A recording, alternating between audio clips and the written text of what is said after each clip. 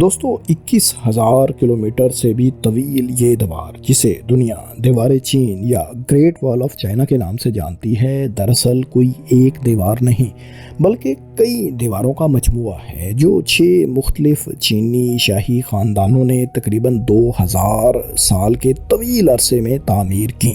اس دیوار کا شمار دنیا کے 7 عجوبوں میں ہوتا ہے، لیکن کیا کبھی آپ کے ذہن میں یہ سوال آیا کہ صدیوں پہلے جب نہ تو ٹیکنالوجی عام تھی نہ ہی جدید مشینری، تو اس طویل دیوار کو آخر کیسے تعمیر کیا گیا؟ ہزاروں فٹ بلند چوٹیوں پر لاکھوں ٹن پتھر اور مٹیریل کیسے پہنچایا گیا؟ یہ دیوار جن مقاصد کے لیے بنائی گئی تھی، کیا وہ مقاصد پورے بھی ہوئے؟ کیا یہ دفاعی دیوار ٹیکس وصولی کا بھی ایک ذریعہ تھی؟ آئیے اس ویڈیو میں یہ سب کچھ جانتے ہیں۔ دوستو، اگر آپ نے بگ سوچو کو سبسکرائب نہیں کر رکھا تو ہمیں سبسکرائب کر لیں تاکہ اس طرح کی دلچسپ معلوماتی ویڈیوز آپ کو آئندہ بھی ملتی رہیں۔ شکریہ۔ شروع میں دیوار چین کی لمبائی کا اندازہ محض 5,500 سے 6,200 کلومیٹرز تک لگایا جاتا رہا، لیکن 2012 کے ایک آرکیالوجیکل سروے نے پوری دنیا کو حیران کر دیا۔ اس سروے میں یہ بات سامنے آئی کہ اس دیوار کے تمام حصوں کی مجموعی لمبائی 13,171 میل یعنی 21,196 کلومیٹرز ہے۔ یعنی اگر آپ اس دیوار کو امریکہ سے ایک سیدھی لائن کی صورت میں تعمیر کرنا شروع کریں تو یہ پورے سمندر، یورپ اور ایشیا کو پار کرتی ہوئی دنیا کے بالکل دوسرے کونے پر آسٹریلیا تک پہنچ جائے گی۔ یہ فاصلہ اتنا زیادہ ہے کہ اگر کوئی انسان اس پوری دیوار کو پیدل عبور کرنا چاہے تو اسے لگاتار چلتے ہوئے تقریباً 1.5 سے 2 برس کا عرصہ لگ جائے گا۔ یہ دیوار بعض مقامات پر 25 سے 50 فٹ بلند اور 15 سے 30 فٹ تک چوڑی ہے۔ اس کا کل وزن تقریباً 5 کروڑ 80 لاکھ ٹن ہے اور آج کے حساب سے اس پر خرچ ہونے والی کل رقم تقریباً 95 ارب ڈالرز بنتی ہے۔ دوستو، ہم نے بچپن ہی سے یہ پڑھا ہے کہ دیوار چین شمال سے آنے والے منگولوں اور دیگر حملہ آوروں سے بچنے کے لیے بنائی گئی تھی۔ تاریخ پر نظر ڈالیں تو سب سے پہلے 7ویں صدی قبل مسیح میں چھوٹی ریاستوں نے اپنی حدود پر دیواریں بنانا شروع کیں۔ پھر 221 قبل مسیح سے 206 قبل مسیح کے دوران چین خاندان کے شہنشاہ چین شی ہوانگ نے پورے چین کو متحد کر کے ان بکھری ہوئی دیواروں کو جوڑا اور تقریباً 5,000 کلومیٹر طویل دیوار کی بنیاد رکھی۔ لیکن جو عظیم دیوار آج ہم دیکھتے ہیں اس کا زیادہ تر حصہ 14ویں سے 17ویں صدی عیسوی میں منگ ڈائنیسٹی نے تعمیر کروایا، جنہوں نے اس میں مزید 8,850 کلومیٹرز کا اضافہ کیا۔ اب آتے ہیں اس سوال پر جو ہر انسان کو حیران کر دیتا ہے کہ بغیر کسی کرین یا مشینری کے ہزاروں فیٹ بلند چوٹیوں پر لاکھوں ٹن پتھر آخر کیسے پہنچے؟ دوستو، یہاں چینی انجینئرز نے کمال مہارت کا ثبوت دیا۔ انہوں نے اینٹیں دور دراز سے منگوانے کی بجائے پہاڑوں کے دامن ہی میں مٹی پکا کر اینٹیں بنانے والی ہزاروں بھٹیاں تعمیر کر لیں۔ اب باری تھی انہیں اوپر پہنچانے کی۔ اس کے لیے مزدوروں کی طویل انسانی زنجیریں بنائی گئیں جو ایک سے دوسرے ہاتھ میں اینٹیں اور پتھر پکڑاتے ہوئے انہیں بلندی تک لے جاتے تھے۔ ان میں سے ہر ایک پتھر اور اینٹ کا وزن 15 سے 20 کلو گرام تک ہوتا تھا، جسے مزدوروں نے اپنی پیٹھ اور کندھوں پر لاد کر اوپر پہنچایا۔ اس کے علاوہ پہاڑی راستوں پر چلنے کی مہارت رکھنے والے جانوروں جیسا کہ خچروں، گدھوں اور خاص طور پر بکریوں کے سینگوں پر ٹوکریاں باندھ کر ان میں پتھر اوپر بھجوائے گئے۔ آپ کو یہ جان کر حیرت ہوگی کہ آج کل تعمیرات میں استعمال ہونے والی ہاتھ سے چلنے والی ایک پہیے کی ریڑھی بھی اسی دیوار کی تعمیر کے دوران چائنیز نے ایجاد کی تھی تاکہ سامان تیزی سے منتقل کیا جا سکے۔ چونکہ یہ دیوار مختلف پہاڑی اور صحرائی علاقوں جیسا کہ صحرائے گوبی سے گزرتی تھی، اس لیے تعمیراتی سامان بھی ہر علاقے کی مناسبت سے ہی استعمال ہوا۔ پہاڑوں میں مقامی پتھر استعمال ہوا تو میدانی علاقوں میں مٹی کی اینٹیں لگائی گئیں۔ اگر بات اس دیوار کی مضبوطی کی جائے تو آج سے 15 سال قبل زیجیانگ یونیورسٹی کے سائنسدانوں نے دیوار کے مسالے کا تجزیہ کیا تو انہیں ایک انتہائی حیران کن چیز ملی اور وہ تھی چاول کا عرق۔ منگ دور کے انجینئرز نے چاول کے پانی کو چونے کے ساتھ ملا کر ایک خاص قسم کا محلول تیار کیا۔ چاول کے پانی میں موجود امائلو پیکٹن نامی کاربوہائیڈریٹ نے चूने के क्रिस्टल्स को छोटा और इंतहाई मजबूत कर दिया, जिससे मसाला इतना सख्त और वाटर प्रूफ हो गया कि 6 सदियां गुजरने के बाद आज भी जहां पर ये लगा है उन हिस्सों में घास तक नहीं उग सकती। ये मसाला जदीद सीमेंट से भी ज़्यादा मजबूत साबित हुआ। ये मसाला इस कदर कारगर था कि जदीद दौर के माहिरीन ने तामीरात भी इसे 16वीं सदी की सबसे बड़ी और बेहतरीन कीमियाई ईजाद मानते हैं। एक अंदाजे के मुताबिक इस दीवार की तामीर में तकरीबन 3 अरब 87 करोड़ ईंटें इस्तेमाल हुई हैं। इस दीवार को बनाने वाले मजदूर 3 तरह के थे: फौजी, जबरी भर्ती किए गए आम किसान और कैदी मुजरिम। मिंग दौर के अरूज पर चीन का हर तीसरा बालिग मर्द इस दीवार को बनाने के काम में शरीक था। कुल 8 लाख लोगों ने इस प्रोजेक्ट पर काम किया, जिनमें 3 लाख फौजी जबकि 5 लाख आम शहरी और मुजरिम थे। एक तारीखी रिपोर्ट के मुताबिक दूर दराज और दुश्वार गिजार इलाकों में खुराक पहुंचाने के लिए मजदूरों को दरियाओं में कश्तियां खींचकर बुलंदियों तक ले जानी पड़ती थी। कुछ गैर मुल्की मौरखीन का दावा है कि सर्दी, भूख, बीमारी और थकावट से इस प्रोजेक्ट पर तकरीबन 4 लाख मजदूर अपनी जान से हाथ धो बैठे थे। इन्हीं मगरबी रवायात में इस दीवार को the longest graveyard of the world यानी दुनिया का सबसे तवील तरीन कब्रिस्तान भी कहा जाता है। कुछ पुरानी किताबों के मुताबिक उस दौर में कानून इतना सख्त था कि अगर दौरान तामीर किसी मजदूर की मौत वाक़ हो जाती तो उसके ख़ानदान के किसी दूसरे फ़र्द को ज़बरदस्ती उसकी जगह काम पर आना पड़ता था।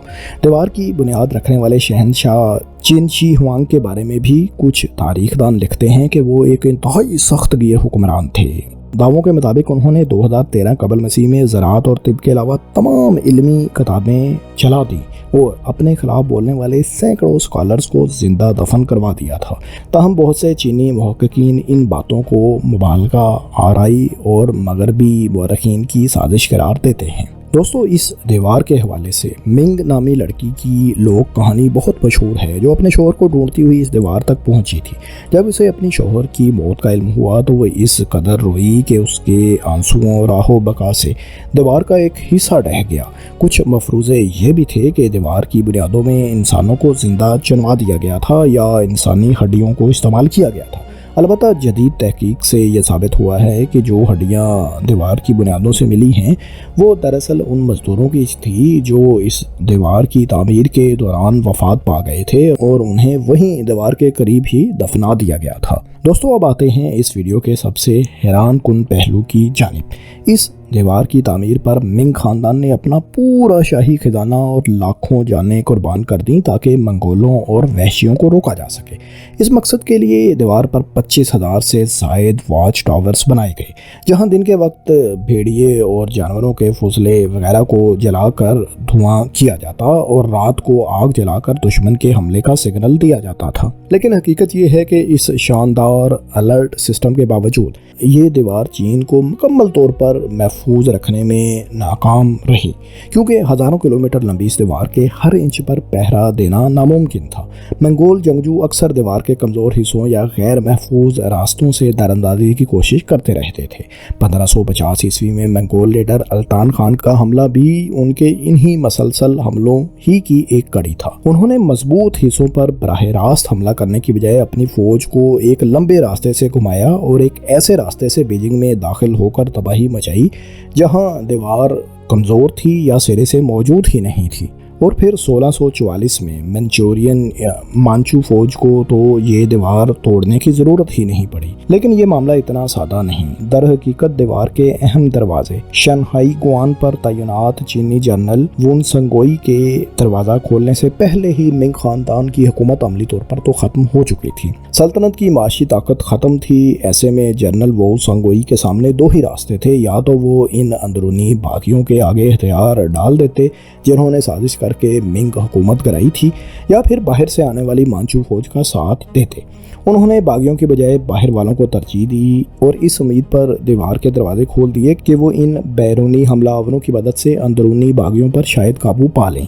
लेकिन मांचू चूँकि खुद हमलावर थे, इसलिए उन्होंने अंदर दाखिल होकर इक़्तिदार किसी और को सौंपने की बजाय खुद ही चीन पर कब्जा कर लिया। लिहाजा ये कहना दुरुस्त नहीं होगा कि महज एक जनरल की गद्दारी की वजह से इस अजीम चाइनीज़ हुकूमत का खात्मा हुआ, बल्कि मिंग सल्तनत पहले ही अंदरूनी खलफशार की वजह से बिखर चुकी थी।